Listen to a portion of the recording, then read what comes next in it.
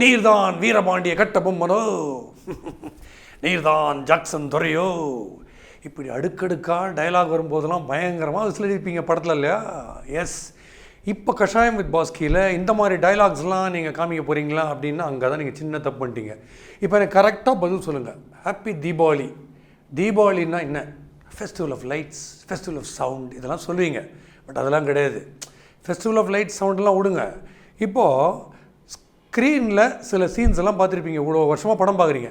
சில சீன்லாம் நிறைய டைலாக் பார்த்துருப்பீங்க, சில சீன் டைலாக் இல்லாமல் பார்த்துருப்பீங்க, இல்லை ரொம்ப கம்மி டைலாக் பார்த்துருப்பீங்க. ஆனால் சீன் அங்கே லைட்டாக இருக்கும். பட் ஆடியன்ஸ் மத்தியில் பார்த்தீங்கன்னா செம்ம ஃபயர் ஒர்க்ஸாக இருக்கும், புழகும் அப்படியே தியேட்டரு சவுண்டு. அது என்னென்னலாம் சீனு என்னங்க? அது ஸ்க்ரீனில் சைலண்ட்டாக இருக்குது சீனு, ஆனால் தியேட்டரில் பயங்கர சவுண்டுன்னா அப்போ பாப்புலரான சில சீன்ஸு. அது என்ன சீனு? சீனே சும்மா சீனாக இருக்குதுல்ல அப்படின்னு நீங்கள் சொல்கிற மாதிரி என்ன சீனு?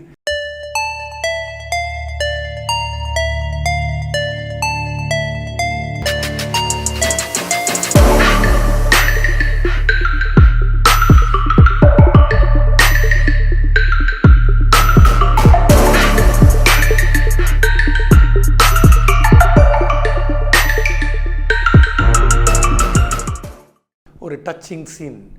என்ன சீனு? இருக்கிற படம் பேர்லாம் சொல்லுவீங்களே, உடனே அவங்க உட்காந்து இருங்க இந்த சீனை பாருங்கள். ஹீரோ வந்து பெரிய டானுங்க, அப்படி நடந்து வர்றாரு ஸ்டைலில். அப்படி நடந்து வரும்போது ஒரு என்கொயரிக்காக கூட 4 போலீஸ்காரங்க கண்டுபிடிச்சிட்டிங்க.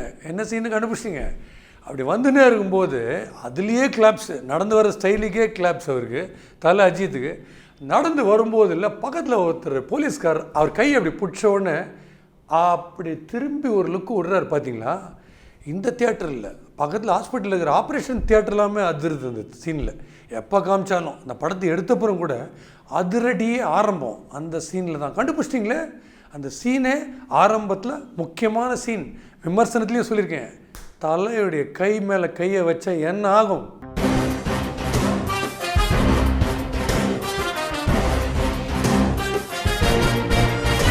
இந்த சீன்ஸ் பார்த்தோம். அப்போது எங்கள் தளபதி விஜய் பற்றி என்ன சொல்லவே மாட்டிங்களா? எப்படிங்க சொல்லாமல் இருக்க முடியும்? நானே அவர் படத்தில் தான் ஃபஸ்ட்டு படம் பண்ணேன் யூத். அப்படி இருக்கும்போது சொல்லாமல் இருக்க முடியுமா? அது என்ன சீன்? நிறைய சீன்ஸ் வந்து அவர் சாந்தமாக தான் பேசுவார்.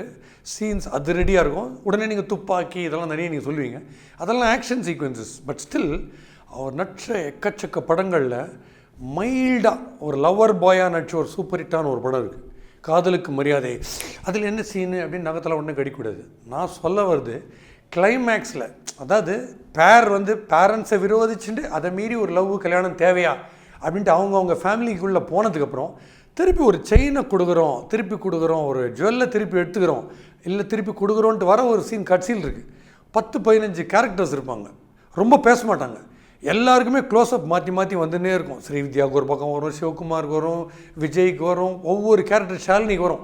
க்ளோஸ்அப்ஸ் தான் வரும், வெறும் இமோஷன்ஸ் தான். ஆனால் டைலாக்ஸ் கிடையாது. நம்ம அண்ணன் இளையராஜா இசைஞானி மியூசிக்லேயே கிளைமேக்ஸை நவுத்தின்னு போய் உங்கள் கண்ணில் அப்படியே தாரையாக தண்ணி கொட்டுறதுக்கு காரணமாக இருந்தாரா இல்லையா? நல்லா யோசிங்க. அது வந்து இசைக்கே ஒரு மரியாதை, பின்னணி இசைக்கு ஒரு மரியாதை, காதலுக்கு மரியாதையுடைய கிளைமேக்ஸ். நீங்கள் இப்போ பார்த்துட்டு அழாமல் இருந்துருங்க. நான் கர்ச்சீஃப் கொடுக்கறதே நிறுத்திடுறேன். அவனோட ஜீவாவை அவகிட்டே கொடுத்துடுங்க.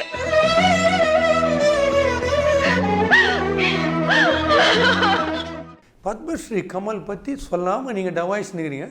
எங்கள் தலைவருடைய படத்தை பற்றி சொல்ல மாட்டிங்களா? எப்படி நான் சொல்லாமல் இருக்க முடியும்? மோஸ்ட் ஆர்டன் ஃபேன் அவருக்கு. அதில் என்ன, இப்போ நாயகன் படத்தில் அவர் வந்து ஒரு பெரிய டானு, பொண்ணு தன்னை பிரிஞ்சு போயிடுறா, அசிஸ்டன்ட் கமிஷனர் கல்யாணம் பண்ணிக்கிறாங்க. நாசர் அசிஸ்டன்ட் கமிஷனர் வருவார், அசிஸ்டன்ட் கமிஷனர் கார்த்திகா கல்யாணம் பண்ணிப்பாங்க. அதுக்கப்புறம் ஒரு விசிட் விடுவார். அது ரொம்ப பாண்டிங்லாம் போனதுக்கப்புறம் கடைசியில் பேட்சப் மாதிரி ஒரு சீன் ஒன்று வரும், மணிரத்னம் வச்சுருப்பார்.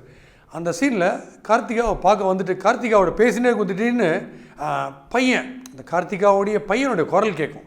ஸோ தன்னுடைய பேரனை பார்க்கணும்னு சொல்லிட்டு அப்படி ஆசைப்படுவார் லைட்டாக. அப்பா ப்ளீஸ் வேணாம் அப்படின்னு அவங்க சொல்லுவாங்க. திருப்பி கஷ்டப்பட்டு அந்த கான்வர்சேஷன் நிறுத்திட்டு நான் பார்த்துட்டு போயிடுறேன்னு அப்படின்னு வரைச்சே ப்ளீஸ் அப்பான்றச்ச 3வது தடவை வந்து அதை தடுக்கும் போதில் அப்படின்ட்டு ஓகே நான் பார்க்கல, நான் இங்கேருந்து கிளம்புன அவ்வளோதானே இப்படின்ற மொத்த விஷயத்தை கமல் ஒருத்தரால் தான் கன்வே பண்ண முடியும்னு நினைக்கிறேன். அந்த சீனை பார்த்துட்டு நீங்கள் கண் கலங்காமல் இருந்தீங்கன்னா யூஆர் கிரேட். போயிடுங்கப்பா, ப்ளீஸ் ப்ளீஸ் போயிடுங்க. இப்போ லேட்டஸ்ட்டாக பாபநாசம் படம் இப்போ கூட டிவியில் பார்த்தேன். அந்த கடைசி சீன் வந்து தன்னுடைய கில்ட் அட்மிட் பண்ணிக்கும்போது ப்ரில்லியண்ட்டாக பண்ணியிருந்தார். எப்படி இப்படி நடிகிறாருன்னு தெரில. அதில் முக்கியமான சீன் டயலாகே கிடையாது. ஸோ அந்த பாடியை புதைச்சி அந்த ஒரு போலீஸ் ஸ்டேஷன் கீழே புதைச்சி அதை மறைச்சினே இருப்பார் இல்லையா.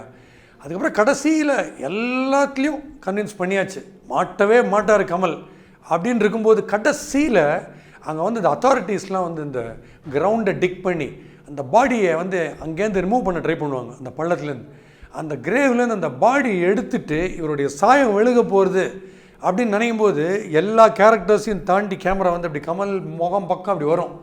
அப்போ அப்படி பார்ப்பார். எடுத்துட்டியா பாடியை? அப்புறம் நான் மாட்டினேன். அப்புறம் அப்படின்ற மாதிரி திமிரா ஒரு லுக் விடுவார். சரியான கிளாப்ஸ். அந்த சீனும் நீங்கள் அவசியம் பார்க்கணும்.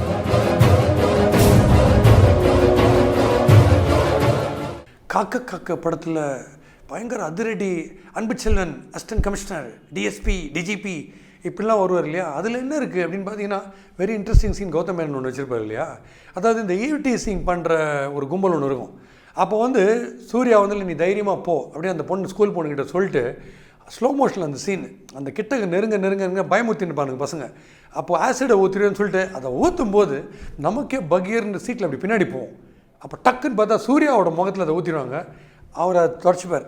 அது வெறும் தண்ணி சும்மா அப்படின்னு துப்பாக்கி வச்சு மிரட்டுவார். இதுவும் சும்மா டம்மி துப்பாக்கி தான்ட்டு. ஸோ அந்த சீன் வந்து ஒரு ஸ்கேரை க்ரியேட் பண்ணிச்சு. அதில் more of action, screenplay and slow motion தான் இருக்கும்.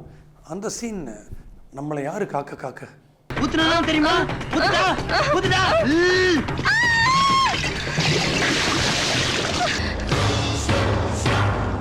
நெக்ஸ்ட்டு மணிரத்னம் எத்தனையோ படங்கள் எடுத்தாலும் அது வந்து நாயகன் தான் எனக்கு ரொம்ப பிடிச்ச படம். மொத்தமாக இது வரைக்கும் நான் பார்த்த படங்கள்லேயே மணிரத்னம் படம், நாயகன் படம் மட்டும்தான் எனக்கு அவ்வளோ நம்பர் 1 பிடிக்கும் எப்பயுமே. ஸோ அந்த நம்பர் 1 படத்தில் வந்து நிறைய சீன்ஸ் இருக்குது சொன்னேன் உங்களுக்கு. பட் இருந்தாலும் பாம்பே எடுத்தார் இல்லையா, அந்த பயங்கர மத கலவரங்கள் சீன்ஸ்லாம் காமிப்பாங்க. இந்த ஊரே எரியும் பற்றின்னு எரியும் போது இப்போ வந்து அவர் கிட்டி இன்ட்ரெஸ்டிங்காக ஒன்று காமிச்சிருந்தார். நாசரை ஹிந்துவாக காமிப்பார், கிட்டியை வந்து முஸ்லீமாக காமிச்சிருப்பார் அந்த படத்தில். ஸோ அப்போ அந்த படத்தில் வந்து கிட்டியுடைய வீடு வந்து ஃபுல்லி ஆன் ஃபயர் ஆகும்போது நாசர் வந்து காப்பாற்ற வருவார். வேறு ரிலீஜனில் இருக்கிற ஒருத்தர் காப்பாற்ற வந்துட்டு அவரை வீட்டை விட்டு அப்புறம் படுத்தினதுக்கப்புறம் டகால்டு என்னாகும், ஏதோ ஒன்று மிஸ் பண்ணிட்டோம்னு சொல்லிட்டு திருப்பி உள்ளே வருவார். வந்துட்டு அந்த ஃபயரில் குரான், அதுக்கு எதுவுமே ஆகிடக்கூடாது, பாதகமே ஆகிடக்கூடாதுன்னு சொல்லிட்டு குரான் எடுத்துன்னு போவார் வீட்டை விட்டு வெளியில். ஸோ ஒரு ஹிந்து வந்து அந்த குரான் எடுத்துகிட்டு போகிறார் அப்படின்றச்சே அதிரும் தியேட்டர். பிரில்லியண்ட்டான சீன், டயலாக்ஸே கிடையாது. What a scene.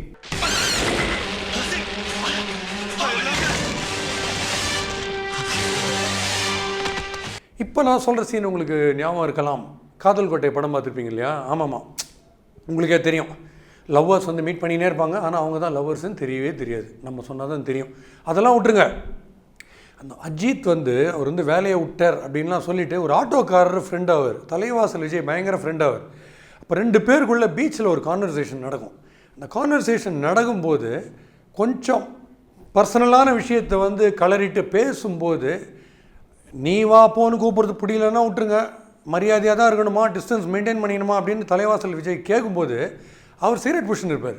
Ajith cigarette பிடிச்சின்னு இருக்க மாட்டார். க்ளோஸ்னஸ் எல்லாம் நான் பயங்கரம், ஈருடல், ஓர் உயிர், நகமும் சதையும், பாப்கார்னும் உப்பும் இதெல்லாம் தான் சொல்லணுமா, ஆக்ஷன்லேயே காமிக்கலான்ட்டு அகத்தியன் இன்ட்ரெஸ்டிங்காக அவனுக்கு காமிப்பார். அவர் வந்து இந்த க்ளோஸ்னஸில் டவுட்டாக தலைவாசல் விஜய் ஒரு கேள்வி கேட்டோடனே அஜித் என்ன பண்ணுவார் ஞாபகம் இருக்கா? அதுதான் அவர் பிடிச்சிட்டு இருக்கிற சிகரெட் அவர் வாயிலேருந்து எடுத்துட்டு இவர் அப்படி பிடிப்பார். இப்போ ஞாபகம் இருக்கால சொல்லுங்கள். ஆக்சுவலாக அது காதல் கோட்டை கிடையாது, நட்பு கோட்டை. நீ ஓப்பன் சொல்றது பிடிக்கலன்னா சொல்லிடுங்க. நீங்கள் இவ்வளோ ஆக்ஷன் சீன்ஸ்லாம் இருந்தது. அண்டு காமெடியை பொறுத்த வரைக்கும் காமெடினாலே டயலாக் தானே எக்ஸ்சேஞ்ச் பண்ணி ஆகணும். இப்போ சந்திரபாபு, நாகேஷ் அளவுக்கு யார் வந்து ஸ்லாப்ஸ்டிக் பண்ணுறாங்க? மிஞ்சி போனால் வடிவேலு கொஞ்சம் பண்ணுவார். வேறு எல்லாருக்குமே டயலாக் தேவை. பட் இருந்தாலும் விஷுவல் ஸ்லாப்ஸ்டிக்கில் நாகேஷ் வந்து கிங். அவரை மிஞ்சி ஆளே கிடையாது ஸ்லாப்ஸ்டிக் பண்ணுறதுக்கு. அதில் டெட் பாடியாக நடிச்சிருக்கேன் அப்படின்னு எல்லோரும் ஜோக் அடிப்பாங்க. டெட் பாடியாக என்ன நடிக்கிறது, சும்மா அப்படியே தானே இருக்கணும் ஏன்னு அப்படின்வாங்க. ஏன்னு ஒரே இடத்துல படுத்துட்டு டெட் பாடியாக நடிக்கலாம். டெட் பாடிக்கே மூமெண்ட் இருந்து ஃபைட்டு சீன்லலாம் வரும்னா கண்டுபிடிச்சிங்களே, மகளிர் மட்டும் இல்லை, டப்புன்னு நடிப்பார். அப்படியே போய் டப்புன்னு நடிப்பார். இப்படி போய் ரிக்ஷாவில் போய் அப்படி சாஞ்சிப்பார். அதெல்லாம் நம்ம பண்ணி காமிக்கிறதே இவ்வளோ கஷ்டமாக இருக்குது. இந்த ரோலை புரிஞ்சுட்டு ஒருத்தர் டெட் பாடியாக ட்ரான்ஸ்ஃபார்ம் ஆகி சிரிக்க சிரிக்க வச்சார்னா அது வேர்ல்டுலேயே நாகேஷ் ஒருத்தரால் தாங்க முடியும். எவ்வளவோ லாங்குவேஜ் தெரியலாம், பாடி லாங்குவேஜ் தெரிஞ்சு டெட் பாடியில் சோபிச்ச தி பெஸ்ட் ஆக்டர். இன்றைக்கும் எல்லாருமே வெக்கப்படணும், இவருக்கு எப்படி நேஷ்னல் அவார்டு கொடுக்காமல் போகணும்னு சொல்லிட்டு. So the one and only ultimate legendary comedian Nagesh. சீரராசுங்கிற நீ சிரிச்சு நிற்கிறியா? இப்ப எப்படி சிரிக்கிறான்னு பாருங்க.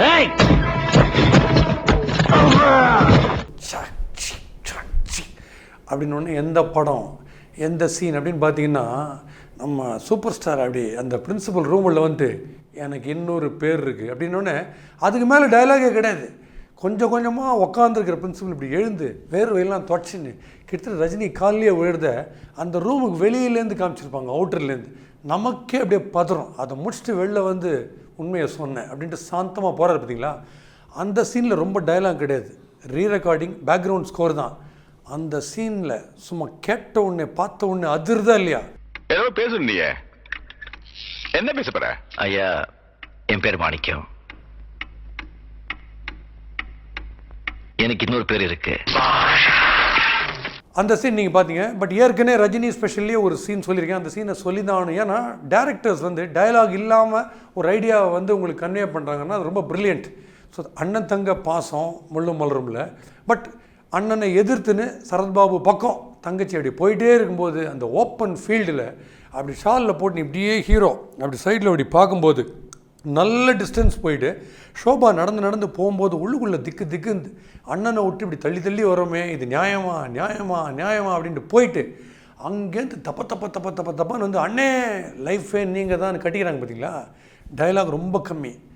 அந்த சீன் எப்படி அதிருதுன்னு பாருங்க.